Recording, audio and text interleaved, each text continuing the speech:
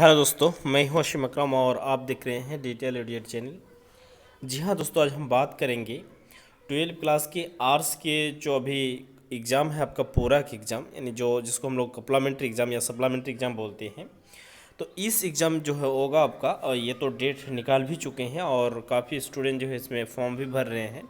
तो ख़ास करके हम उन स्टूडेंटों के लिए और जो 2022 में एनुअल एग्ज़ाम देंगे उनके लिए भी ये इम्पॉर्टेंट क्वेश्चन है। तो हम उम्मीद करते हैं कि ये क्वेश्चन जो है हम पूरा आपको सिर्फ क्वेश्चन बताते जाएंगे और इस क्वेश्चन को जो है आप तैयारी कर लीजिए। और जो अभी आपका पूरा का एग्ज़ाम लिया जाएगा इसमें आपको सिर्फ ऑब्जेक्टिव क्वेश्चन ही एग्ज़ाम में ज़्यादातर पूछे जाएंगे, क्योंकि आपको जो है रिजल्ट जल्दी देने वाले हैं, जल्दी रिजल्ट दिया जाएगा। तो इसको देखते हुए जो है सिस्टम से नहीं, कंप्यूटर से ही क्वेश्चन को जांचा जाएगा। तो ऑब्जेक्टिव क्वेश्चन ही ओएमआर शीट को ही कंप्यूटर जांच सकते हैं। तो इसीलिए इसको मैनुअली जो है जांच नहीं करेगा, इसलिए इसको देखते हुए और जो है एग्ज़ाम का जो है टाइमिंग घटाते हुए इसको ऑब्जेक्टिव क्वेश्चन किया जाएगा। तो हम यहाँ पे जो है काफ़ी आपको ऑब्जेक्टिव क्वेश्चन बताते जाएंगे और आप इन सब ऑब्जेक्टिव क्वेश्चनों को तैयारी करें। और मेरे पास जो कुछ पेन से लिखे हुए भी कुछ ऑब्जेक्टिव क्वेश्चन है उनको भी आपको देंगे। तो हालांकि हम एक्चुअल में अगर बोले तो हम पॉलिटिकल साइंस का, राजनीति विज्ञान का जो है उनका आपको पूरा फुलफिल तैयारी कराएंगे। पॉलिटिकल साइंस का, हिस्ट्री का, इकोनॉमिक्स का, जियोग्राफी का। तो इन सब चीज़ों के लिए आप यहाँ पे इस चैनल में बेफिक्र रहे। तो चलिए हम फटाफट अब इस क्वेश्चन को पढ़ते हैं। तो यहाँ पे पहला नंबर जो क्वेश्चन है, किस देश ने नाटो ने अमेरिकी नेतृत्वों का विरोध किया। यानी नाटो जो है एक संगठन का नाम है, एक इसमें कई देश इसमें शामिल है। तो ये नाटो जो ये है आपका संस्था है, इनमें अमेरिका का जो नेतृत्व का विरोध किया था वो कौन सा देश था, यहाँ पे यही क्वेश्चन है। उसके बाद 2 नंबर क्वेश्चन अगर देखेंगे तो बल्शेविक क्रांति कहाँ हुई थी। बल्शेविक क्रांति जो है वो कहाँ हुई थी, ये चीज़ यहाँ पे बताया जा रहा है। उसके बाद सोवियत संघ, सोवियत संघ जो हम लोग जानते हैं, सोवियत संघ रूस को बोला जाता है, जिसे संयुक्त राष्ट्र अमेरिका बोलते हैं, उसी तरह सोवियत संघ बोला जाता है आपका रूस को। सोवियत संघ के अंतिम राष्ट्रपति कौन थे, तो अंतिम राष्ट्रपति कौन थे, ठीक है। उसके बाद यहाँ पे देखेंगे खुले दौर की नीति को किसने अपनाया। खुले दौर की जो नीति है ये किसने अपनाया था। कौन आसियान का सदस्य नहीं है। आसियान एक संगठन है, उसका सदस्य यहाँ पे कौन नहीं है, ठीक है। उसके बाद एशिया का वह कौन सा देश है जो अकेले G8 का सदस्य है। यानी एशिया महादेश जो है, महादेश को नाम आप जानते हैं, जहाँ पे भारत है, पाकिस्तान है, चीन है, ये सब एशिया महादेश के अंतर्गत आते हैं। तो एशिया महादेश में जो है एक ही देश ऐसे हैं जो G8 के सदस्य हैं। G7 होते हैं, G77 होते हैं, G8 होते हैं, जी इस तरह का जो है इसमें एक सदस्यों का संगठन का नाम होते हैं, उनमें कई देश शामिल होकर अपना नीति बनाते हैं। तो वही चीज़ यहाँ पे पूछा गया है कि G8 का सदस्य कौन देश यहाँ पे है। संयुक्त राष्ट्र संघ की स्थापना कब हुई थी। संयुक्त राष्ट्र जो बने थे वो कब बने थे, कब ये हुआ था। उसके बाद हम नेक्स्ट क्वेश्चन देखेंगे, भारत में शांति सेना श्रीलंका कब भेजी गई थी। यानी भारत कब श्रीलंका में शांति सेना भेजे गए थे, ये चीज़ आपको यहाँ पे ये कर रहे हैं। शेख मुजीबुर रहमान किस देश के प्रधानमंत्री थे। तो शेख मुजीबुर रहमान जो है बांग्लादेश के प्रधानमंत्री थे। आपका जो है 1971 में उस समय हमारे भारत का प्रधानमंत्री श्रीमती इंदिरा गांधी थी। तो उसी ने जो है वहाँ पे आपका मुक्ति वाहिनी भेजकर बांग्लादेश को जो है अलग किया था, स्वाधीन किया था। यानी जो है आपका पाकिस्तान, उसको पूर्वी पाकिस्तान बोला जाता था। तो वो पाकिस्तान का ही शासन चलते थे, तो वहाँ पे मुक्ति वाहिनी ये भेज करके उस देश को आज़ाद किया गया था। उस समय के जो प्रधानमंत्री बने थे वो थे शेख मुजीबुर रहमान। अभी जो शेख हसीना है इसी के पिताजी थे शेख हसीना का, ठीक है। तो इसी का ये है। उसके बाद यहाँ पे सार्क का प्रथम शिखर सम्मेलन कहाँ हुआ था। सार्क एक संगठन का नाम है, यहाँ पे अंग्रेजी में आपको देखना होगा तब जाकर आपको समझ में आएगा। इसका फुल फॉर्म होता है SAARC, सार्क इसको पढ़ा जाता है, इसका एक फुल फॉर्म होगा, ठीक है। तो इसका जो है प्रथम सम्मेलन कहाँ हुआ था, ये चीज़ आपको यहाँ पे बताया जा रहा है कि कौन सा जगह में। उसके बाद एम्टी नेस्टी इंटरनेशनल का संबंध किससे है। एम्टी नेस्टी जो यहाँ पे है उसका संबंध किससे है। सुरक्षा परिषद में कितने अस्थायी सदस्य हैं। जो यहाँ पे है जिसको हम लोग सुरक्षा परिषद बोलते हैं, इसमें कितने आपका अस्थायी सदस्य हैं, ठीक है। हालांकि हम लोग जानते हैं कि सदस्य जो है स्थायी सदस्य उसमें 5 है और अस्थायी सदस्य जो है यहाँ पे 15 शायद 15 या 10, यही हमको थोड़ा सा कन्फ्यूजन है। ठीक है, तो यही होगा। तो अब देख लीजिएगा कौन सा होगा। भारत का संविधान कब स्वीकृत किया गया था? भारत का संविधान जो है कब उसको स्वीकृति किया गया था? 1947 को तो नहीं, 1952 को भी नहीं, 1949 को, 26 नवंबर था 1949 को जो है स्वीकृति किया गया था। किस भाषा के आधार पर 1993 में आंध्र प्रदेश का गठन किया गया था? तो यहाँ पे तमिली भाषा के, तेलुगु नहीं होगा, तमिली भाषा के देखते हुए ही वहाँ पे ये किया गया था। ठीक है, निम्नलिखित में से किसने 1991 में भारतीय जनसंघ पार्टी की स्थापना की थी? इसमें से कौन था जो आपका भारतीय जो है जनसंघ पार्टी का स्थापना किया था? किस पंचवर्षीय योजना में गरीबी हटाओ को प्राथमिकता दी गई थी?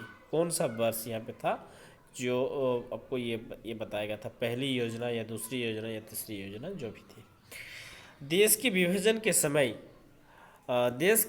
के समय नवासली नामक स्थान चर्चा में क्यों था? नवासली जो स्थान एक जगह है, उनका चर्चा क्यों हो रहा था जब देश विभाजन हो रहा था?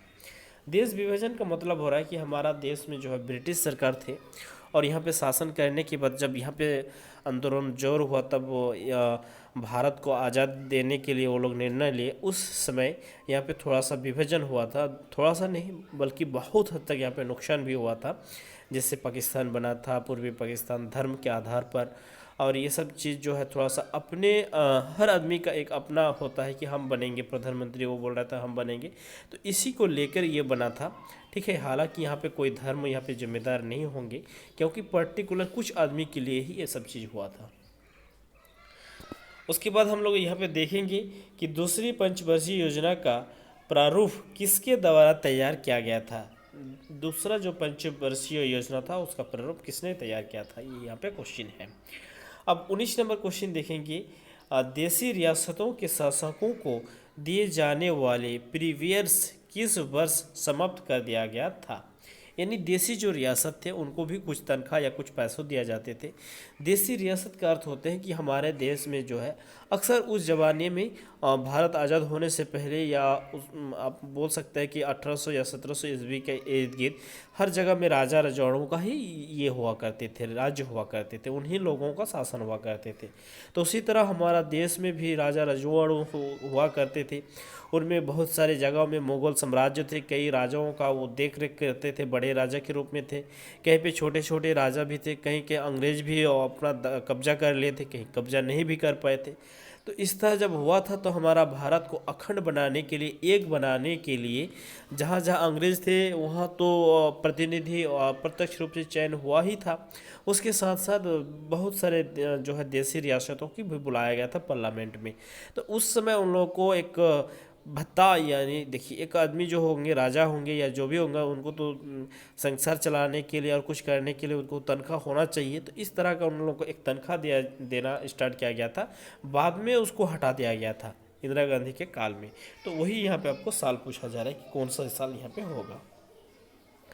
उसके बाद हमें यहाँ पे देखेंगे नीति आयोग का पदेन अध्यक्ष कौन होता है? नीति आयोग जो होते हैं उनका जो अध्यक्ष होते हैं वो कौन होता है? तो हम लोग जानते हैं कि प्रधानमंत्री होते हैं। जो भी नीति बनते हैं उनका अध्यक्ष जो होते हैं वो देश के प्रधानमंत्री होते हैं। उसके बाद हम यहाँ पे देखेंगे 21 नंबर क्वेश्चन देखेंगे, 1977 में जनता पार्टी के शासन में कौन प्रधानमंत्री बना था? जनता पार्टी का जो शासन चल रहा था उन समय यहाँ पे कौन प्रधानमंत्री बना था? चंद्रशेखर बना था या मुरारी जी देसाई बना था या कौन यहाँ पे बना था? ठीक है, अब इसको ये करेंगे। और कुछ हम वीडियो में इन सब चीज़ों का क्वेश्चन बनाए हैं। अब मेरे वीडियो के चैनल में जाएंगे तो उसमें प्ले लिस्ट में आपको हिस्ट्री या पॉलिटिकल साइंस, इस सब प्ले लिस्ट में जाकर आप पुराना कुछ वीडियो देखेंगे तो इन सब आंसर आपको मिल जाएगा। अगर आपको जिसको आंसर पता है वो ज़रूर अपना जो है एक नंबर वॉइस करके आप कमेंट में लिख देंगे तो बहुत सारे स्टूडेंट जो है उसको कमेंट बॉक्स से ही उनका जो है सॉल्व हो जाएगा। तो हम उम्मीद रखेंगे कि जो इसमें देख रहे हैं वो अपना कमेंट कर देंगे, बाकी स्टूडेंट जो है इसमें वो ये कर लेगा। ठीक है, नेक्स्ट क्वेश्चन देखेंगे, निम्नों में से किस वर्ष यानी किस पार्टी का संगठन एक महिला नेतृत्व द्वारा किया गया था। यहाँ पे कौन सा ऐसा पार्टी है जिसमें महिला नेतृत्व में ही किया गया था।